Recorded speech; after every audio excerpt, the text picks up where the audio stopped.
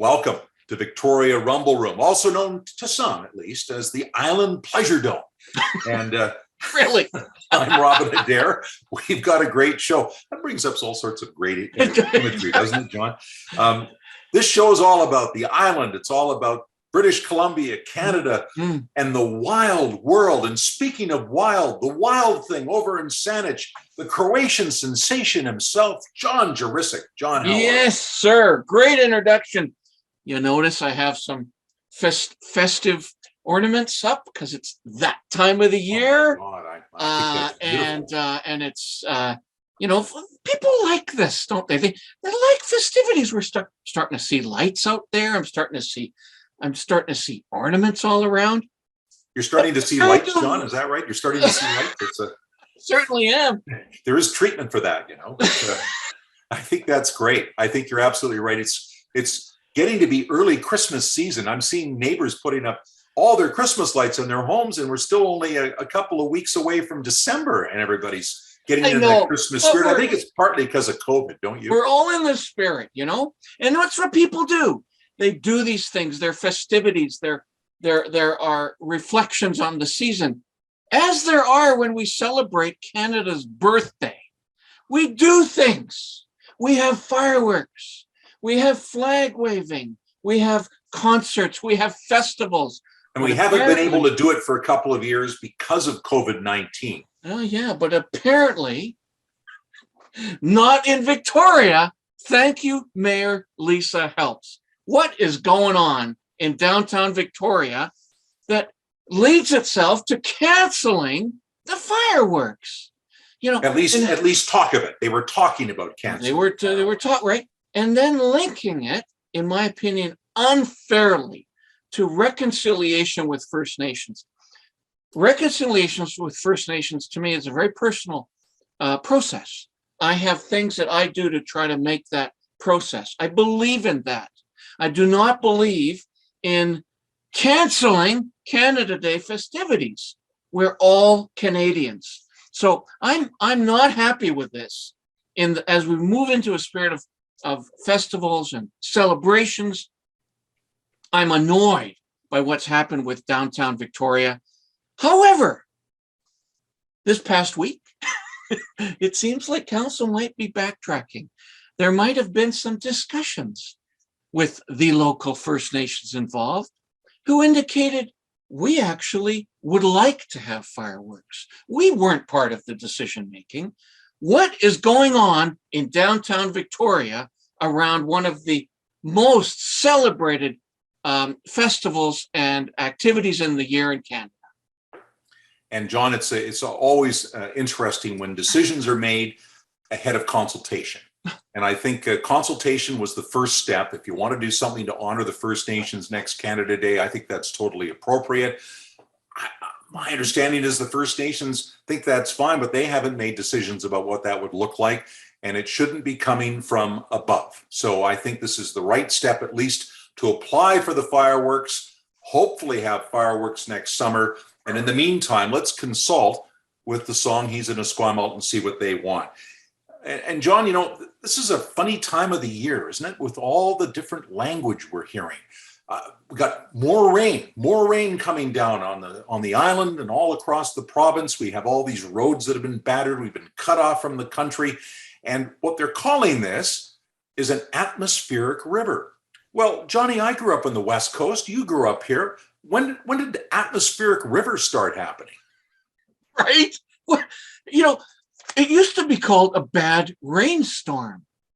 I recognize the one we just had, the one we had a week ago, was massive. And they say it was the most rain we've had at one time in 100 years. If Fair not enough. Ever. Atmospheric rivers sounds like end of times, and it's very interesting. Now we have two more atmospheric rivers flowing towards British Columbia. I'm scared. I want to move to Hawaii. It's become the new grab bag for rainstorms, and I think, I guess we're going to have to get used to it. We have all these new terms that have come up that we never used to use. Like, we never used to talk about anything called COVID-19 until 2 years ago. Right. Nobody knew that. Nobody knew what AstraZeneca was, or Moderna, or Pfizer. Nobody had heard about anti-vaxxers, and certainly, no one had ever heard of the Extinction Rebellion. Now, the Extinction Rebellion are those cats that decided to go out and do some protesting on the highway. And to my way of thinking, it's just so crazy that you go out and you protest because you want to win public opinion, and you do exactly the opposite. It's the same as anti-vaxxers going to hospitals and harassing hospital employees. How does that build public support? How does that build public sympathy? And now we have these so-called environmentalists blocking highways. And to me, it's really backwards thinking. The Extinction Rebellion blocked the Pat Bay Highway, and they did it because they're unhappy about Northern Pipeline gas that's going across Wet'suwet'en land. And they're even angrier that we still use fossil fuels in Canada. Hey guys, we just had an atmospheric river. And what did it do? It blocked British Columbia from the rest of the country. It cut us off from gasoline. We had people lined up for miles to get gas. Gas stations closed because there wasn't enough gasoline. And what does this tell you? It tells you we still depend on gasoline in this world today. Yes, we'd all love to move towards more alternative energy. It's going to happen. We can move gradually towards all the important alternatives like electric, solar, wind power. But it's not going to happen today. It's not going to happen immediately. And in the end, it'll happen because it's the right thing to do. It is the sustainable thing to do. It's not going to happen because a bunch of radicals have decided to block highways. That's the way I see it. Hey, Robin, that's the way I see it too. Totally agree. Look, I get that there is freedom of expression. Okay? We all get that. We just spent a week or two ago celebrating our military folks who fought for that freedom. But when you look at the end of the day, what is that freedom of expression showing up on the highway, blocking cars? What is it achieving? Who is going to change their mind through that activity? And on top of it, this seems to be a bit of a rent-a-crowd. In other words, some of these protesters, you see them also down at Beacon Hill Park. You see them at other protests about tent cities and all sorts of things. These are general protesters. I'm sure some of them are up at Fairy Creek. They're kind of the guys who love to protest. Making a good living. In my opinion, clearly yours as well, they have not achieved anything but angered the entire community, probably including the people they're representing. Now, fascinating from these atmospheric rivers, whatever these bad storms. Wow, that sure caused quite a fuss. We were cut off from the rest of Canada. And as soon as we say that, most of us went out and shopped and tried to buy everything we could and stuff it in our houses. Well, I don't know about most of us, John. Some people went out and really, truly hoarded. Yes. All the toilet paper disappeared, all the canned food, all the meat.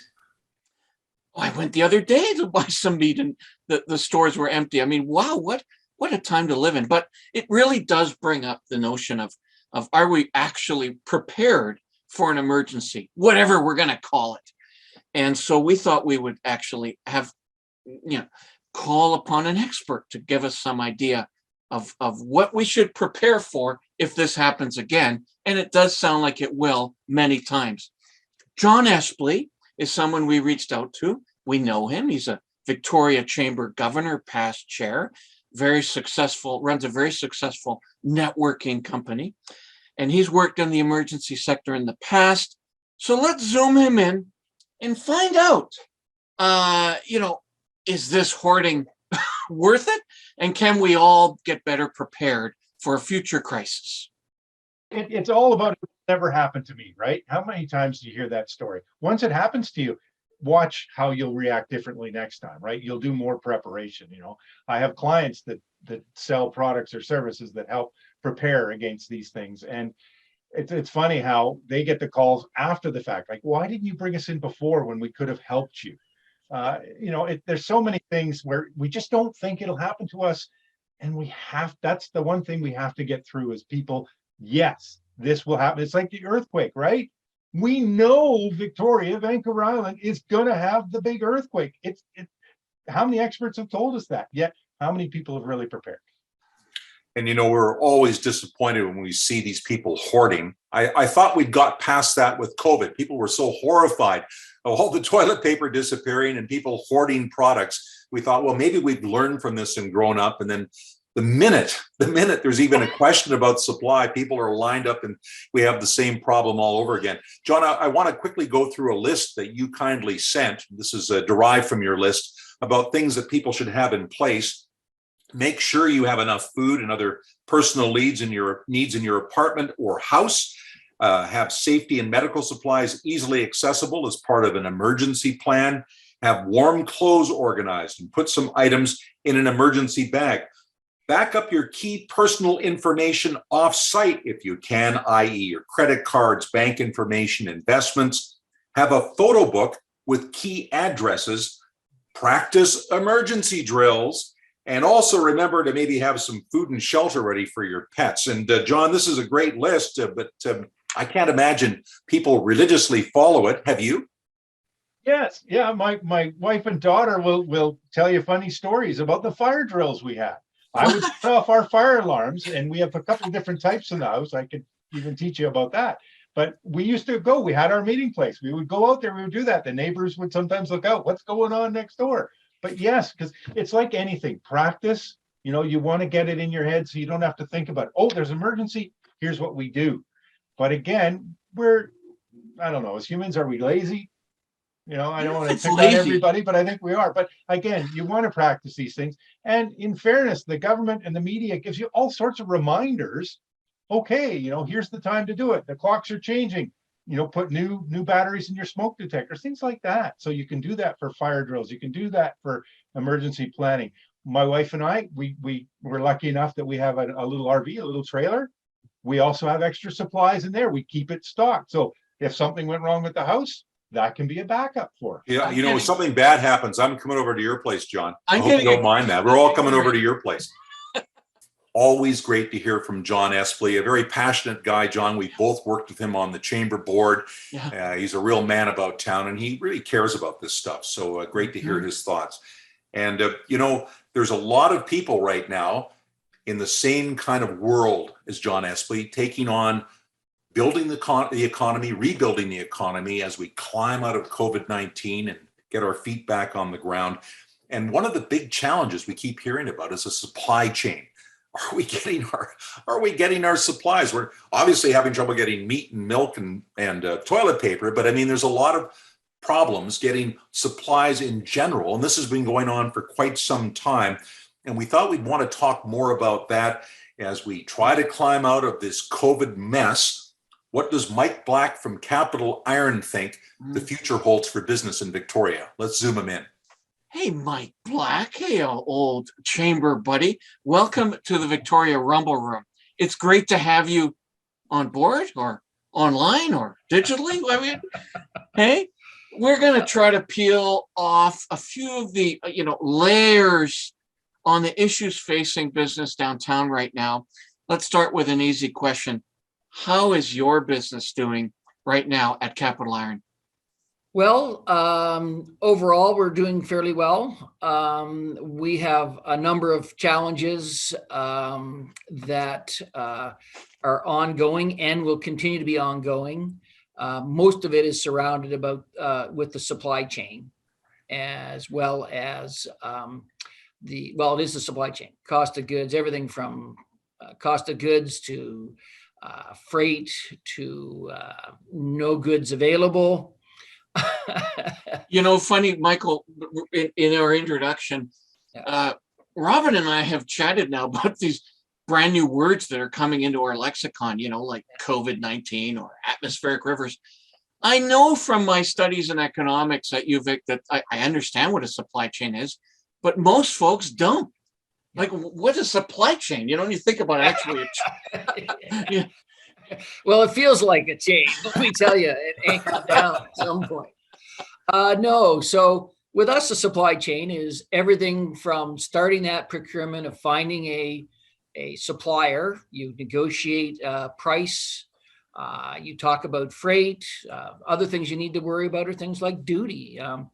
Maybe a lot of people don't realize when they maybe bring their $800 back from a visit in the US, they don't get any duty, but depending on what country the product is made in, there are duties. NAFTA is pretty good for us. So if it's made in the US, there isn't. But I'll give you an example. We brought in some clothing that was made in Vietnam, and that's got an 18% duty on the actual cost of the goods before you even get it here. So, there's things like that. So Mike, I heard that containers are getting a lot more expensive. If you bring materials in by container into what you used to pay to bring it in, the costs have really skyrocketed. Is that true? And how are we feeling that in our pocketbook? Well, hugely, huge increases. Now, in all fairness, we are going to start to see a little bit of a soften back that we've noticed. But to give you an example, last spring, when COVID started, typically a container that we would bring in from, say, China and Shanghai would run us about $3,000 to $3,500 US from Shanghai to Vancouver, and then about $1,400 or so from Vancouver over to Victoria. And the reason that is high is it goes back to Vancouver empty. So you're paying both directions. So at the height, about, I don't know, a couple of months ago, I actually out of Vietnam, which is worse than China right now, because they're just starting to open back up from COVID.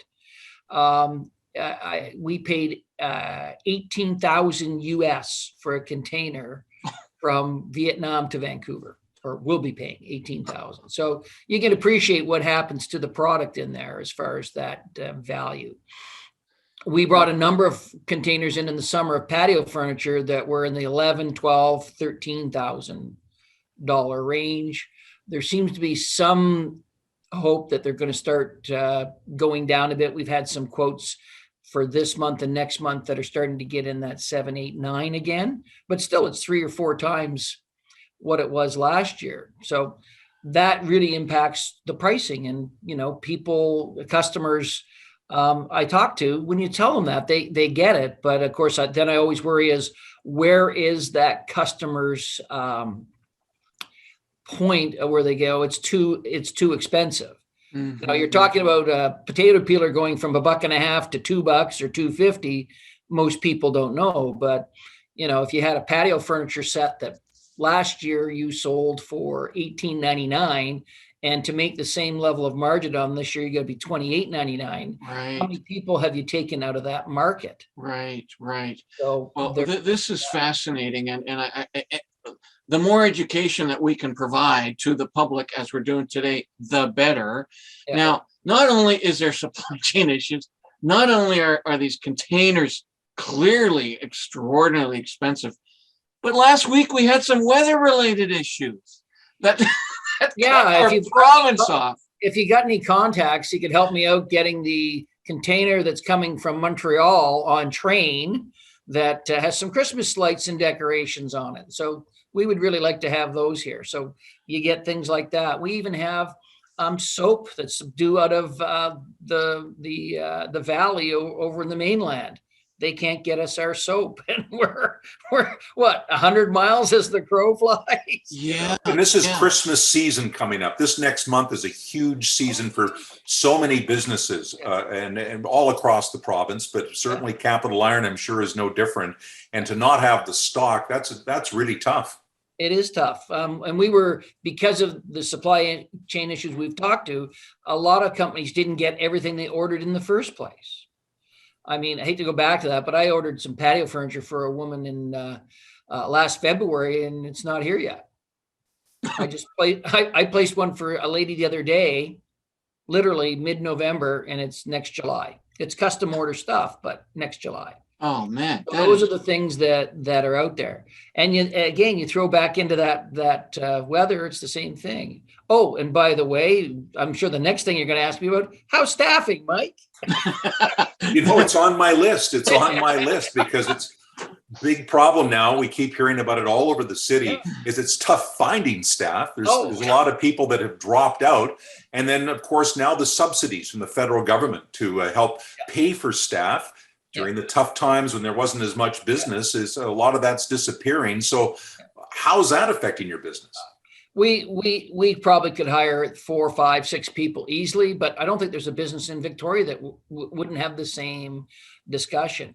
I do know that at my business leads club that we've been meeting by Zoom over the COVID period, though, one of the things that came out there that a lot of people didn't realize too is because of COVID, the lack of immigration and foreign workers coming in also has contributed greatly, because a lot of those folks will fill in the so-called retail or service industry jobs, maybe that other folks are not as interested in. Hey, but you may not have these problems much longer, eh? I mean, it sounds like there's going to be this huge remake.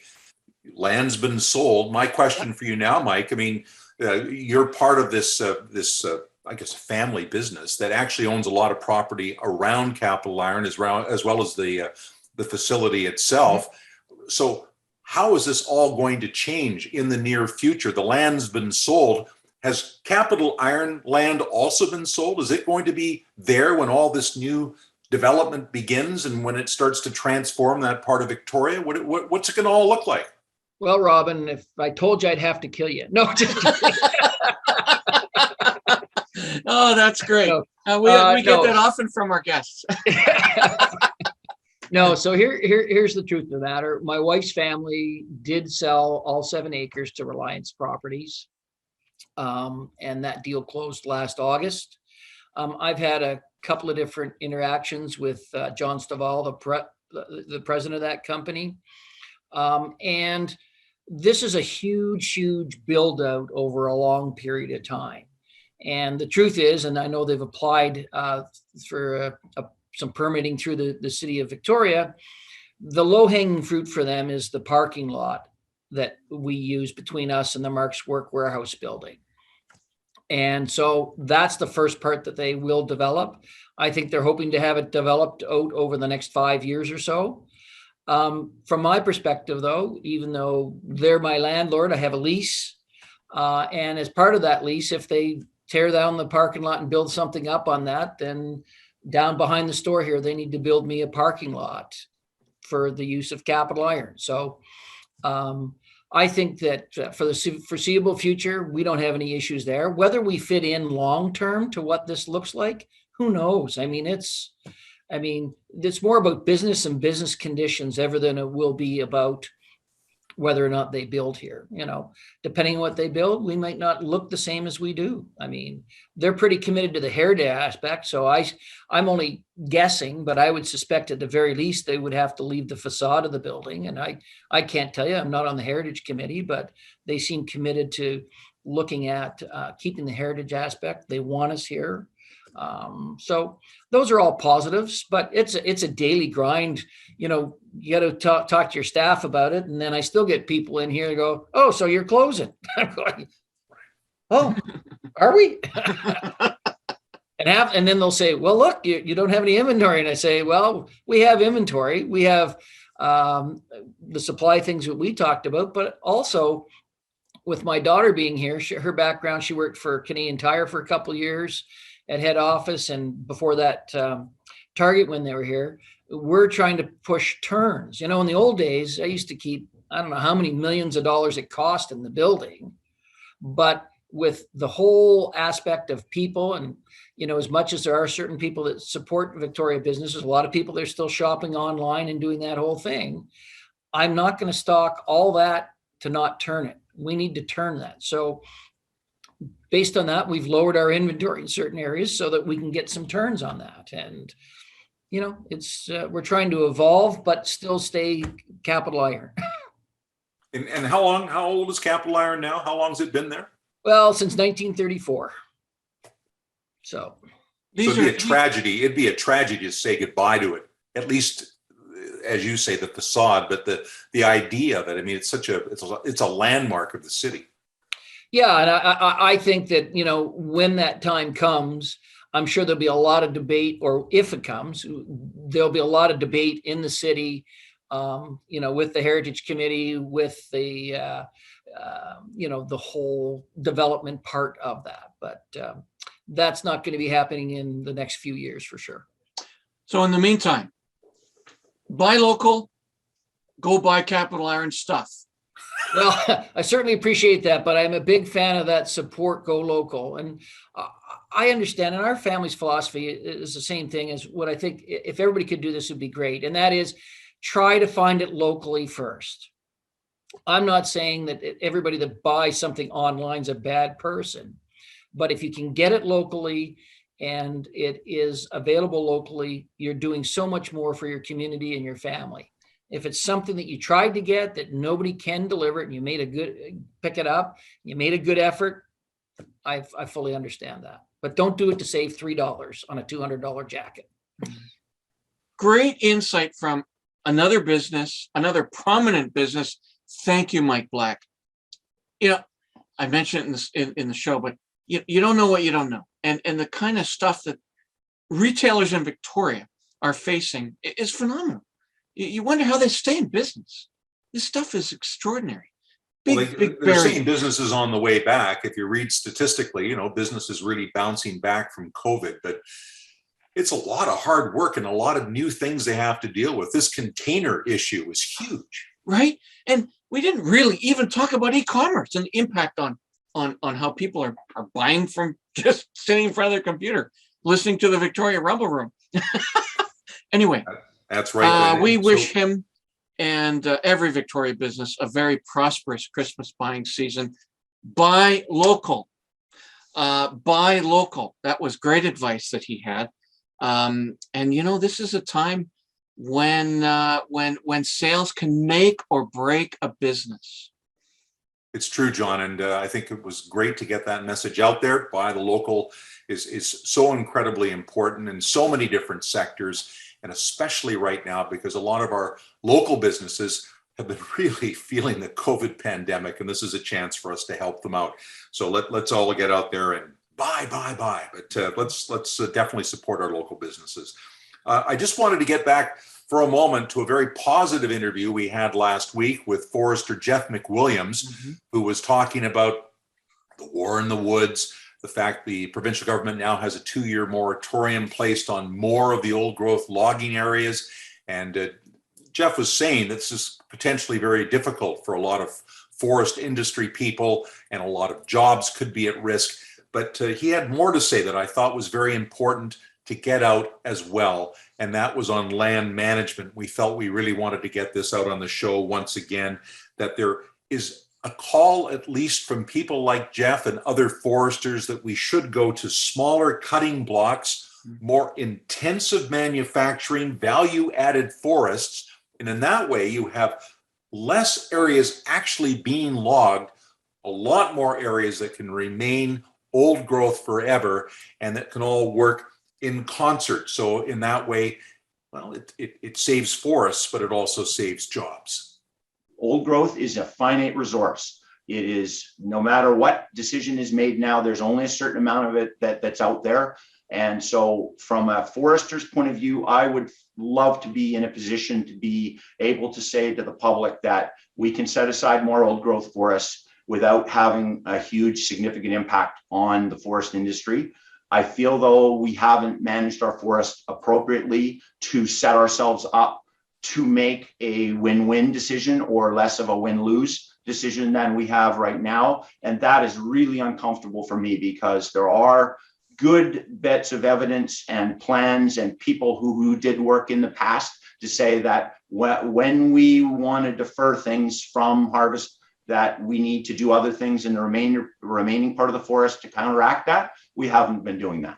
Secondary manufacturing should be a goal of a comprehensive readjustment of our forest policy, because yes, we have less wood that's economically viable to harvest, and we need to get more from it. I do believe there are more opportunities, but they are not going to be solved with a simple one policy change here or there. We're going to need a comprehensive change in the network and the process by which we log and we sell timber, and make it available to businesses who want to do things with it.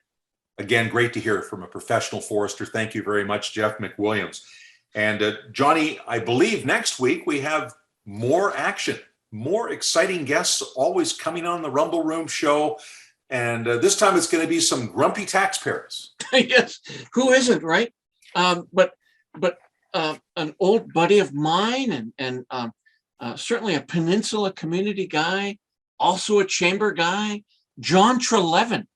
John and associates formed the Grumpy Taxpayers numerous years ago and have pretty much been weekly beating the drum on government inefficiency and taxpayer concerns. And they formed the Grumpy Taxpayers of Lower Vancouver Island.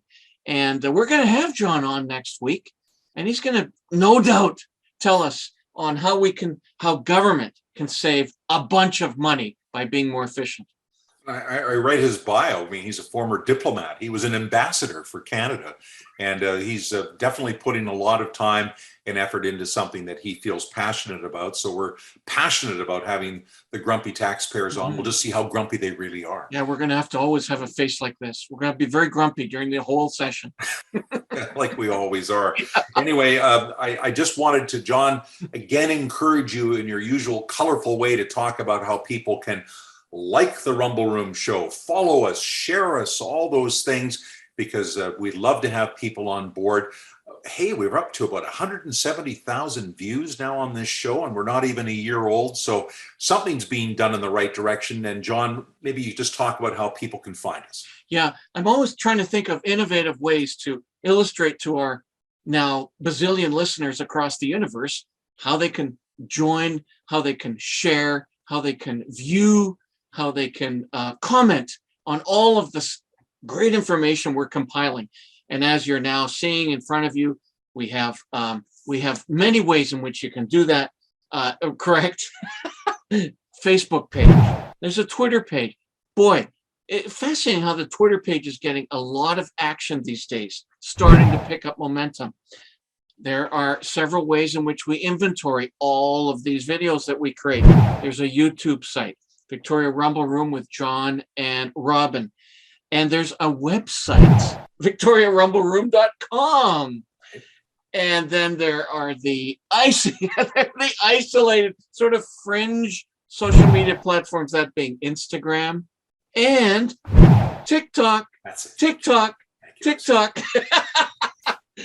So as we enter the holiday season and start talking about that and celebrating community, celebrating family, I am the Tulip Avenue and Croatian sensation, Johnny Juricic.